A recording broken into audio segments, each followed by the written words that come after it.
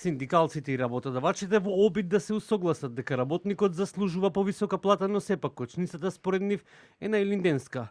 Владата, која им кажала дека нема пари за субвенции на повисока минимална плата од законски утврдената која ќе следува. Без разлика кој е на власт, треба да се разбере дека продуктивноста на работникот зависи од платата. Работникот е двигателот во една економија, вели економскиот аналитичар Глигор Ивановски. Според него, прашањето за плата од 500 евра одамна требаше да биде затворено со оглед на високите трошоци за живот. Нема продуктивност ако нема пари за работникот.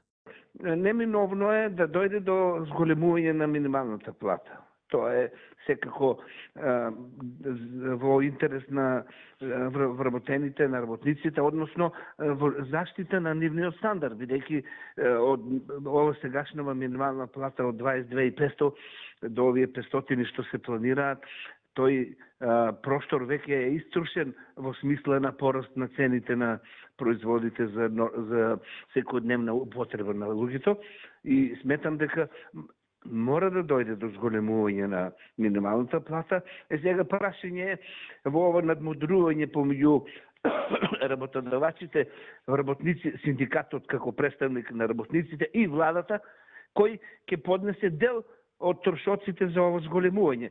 Пари има ако се домакински трошат.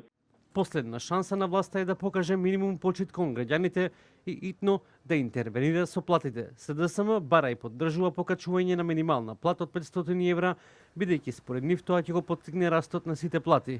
Откако пропаднаа сите кошнички новогодишни и неновогодишни, јасно е дека владата нема стратегија за спречување на растот на цените. СДСМ инсистира на плата од 500 евра за спас на стандардот на работниците.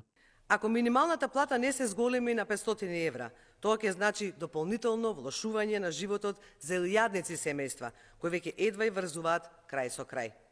Покачувањето на платите е единствен начин да се спречи понатомошното осиромашување на граѓаните и да се овозможи економски напредок. Без оваа мерка, стотици илјади работници ќе продолжат да работат за плата, што не е доволна ниту за покривање на основните трошоци. Власта упорно го повторува ставот дека како ќе се договорат работниците и синдикалците, тие тоа ќе го поддржат. Вчера и министерката за финансии Гордана Димитриевска-Кочовска го повтори ставот на премиерот Мицкоски дека тоа што ќе се договорат двете страни, односно работникот и работодавачот, тие тоа ќе го поздрават.